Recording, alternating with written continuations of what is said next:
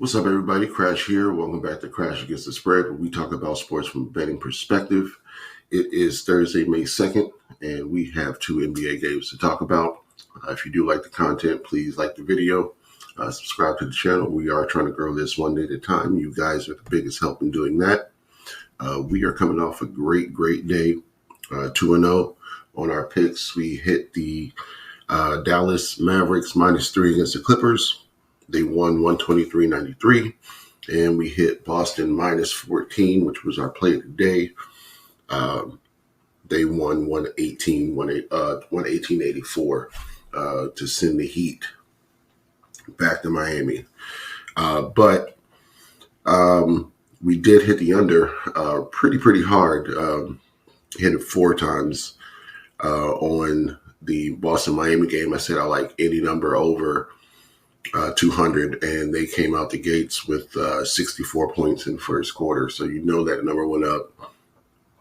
I did have a 201. I lost that, but I also had a 202, a 206, and I hammered a 213. So great day. Heating up in the playoffs, building up the bankroll. 2 plays today. Let's go ahead and get into it. First one up, we have the Bucks and the Pacers. Bucks are 8.5-point underdogs on the road to a Pacers team they just beat with the same lineup they're going into now. So looking at the last game, it was pretty much a defensive, slower paced game, which I think benefits the Bucks more, and I think they figured some things out. So I think this 8 points might be too many. The first game they played without Dame, I think it's the 126-113 game. Bucks just had a decent shooting night. They just couldn't get over the hump. Pacers shot 51% from the 3-point line, while Milwaukee, they had 10 more 3-pointers in that game. That's what happened. So it wasn't a terrible shooting night for Milwaukee at all. They beat them with the same score, 113 and 115 the next game. They just held them down to a slower pace, only scored 92 points. So even though they're on the road, I think that Milwaukee can at least cover this 8 points, whatever you can get. So I'm on Milwaukee in this game, and I would go under, being that Milwaukee has figured out how to slow the Pacers down. So Bucks in the under. Next game up, we have the Knicks and the Sixers. Sixers are 3-point home favorites. Totals at 200.5. Most of these games have gotten over 200. Maybe 1 or 2 of them shouldn't have, like the last one that went into OT. That would have went under 200 if not for going into OT, if not for Maxey tying it up. The game before that went under. The game before that went way under the first game in Philly.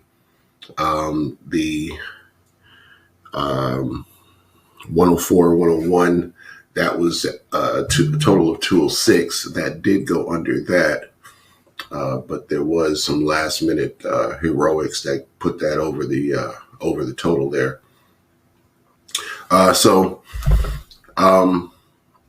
Under seems like a good play this far into the series. It's definitely going to be a defensive playoff style, low scoring game between these two. The only thing that worries me is Embiid's now pissed off at his fans because of the F&B chants that were going on last time they were in Philly when the Knicks won. I think he's going to want to show out. So I think I do want to be on the Sixers. I don't want to discount the Knicks, though. So not my favorite play. But depending on if you can get a number above 3, I'd be on the Knicks. below 3, I'd be on the Sixers. So, and still kind of lean to the under. I'm going to wait and see what this number does later on, closer to game time. So that's going to be my picks. Of course, by that speech, my favorite is the Bucks plus the points. So lock that in. Let's get this money, and we'll be back tomorrow to talk some more NBA. I am on my way to a baseball game, Marlins Rockies, and I am going to be on the over. I think the Rockies are doing a bullpen game, and Marlins seem to give up a ton of runs when their starter leaves. So Eric Cabrera is starting for the Marlins.